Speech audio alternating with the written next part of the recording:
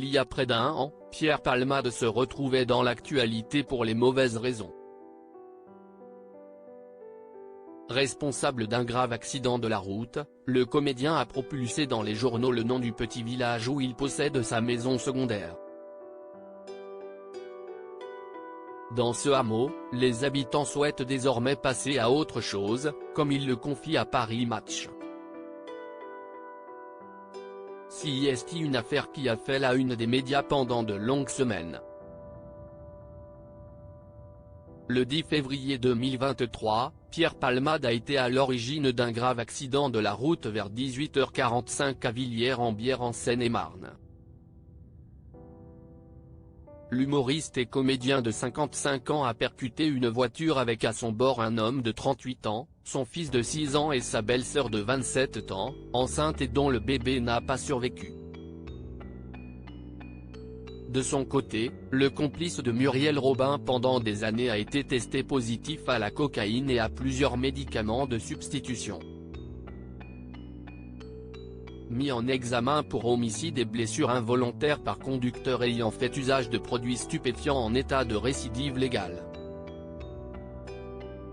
Arrêté et placé en détention à l'hôpital sous bracelet électronique, et avoir frôlé à 2 reprises la mise en détention provisoire, Pierre Palmade a depuis été remis en liberté sous contrôle judiciaire et s'est installé du côté de Bordeaux. En novembre, l'enquête a été bouclée et le dossier transmis au parquet de Melun pour réquisition.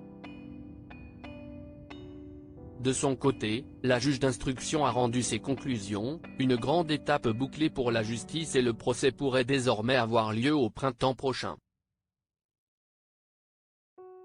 Dans cette histoire, la commune de Cély-en-Bière, Seine-et-Marne, s'est retrouvée au cœur de l'actualité puisque c'est là-bas que le comédien possédait une résidence secondaire.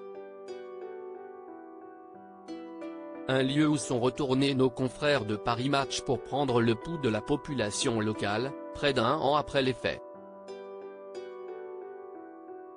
Le comédien aurait vendu sa maison dans le village, il se dit que la maison a été vendue cet été, informe un habitant de Cély-en-Bière. Une information confirmée par la mairie de la ville. Un voisin de Pierre Palmade, dont les fournisseurs de drogue ont été condamnés, a bien voulu donner son sentiment à Paris Match, si est-il vrai qu'il y avait quelques va-et-vient devant chez lui. Moi je m'en fichais. Et tout le monde ici le laissait vivre sa vie tranquille.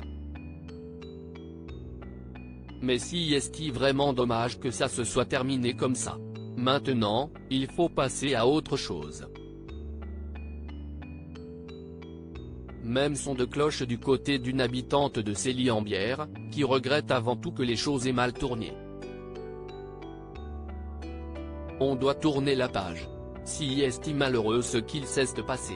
J'ai des enfants, et savoir qu'une femme a perdu son bébé parce qu'un automobiliste a pris de la drogue, ça me touche profondément, déplore-t-elle.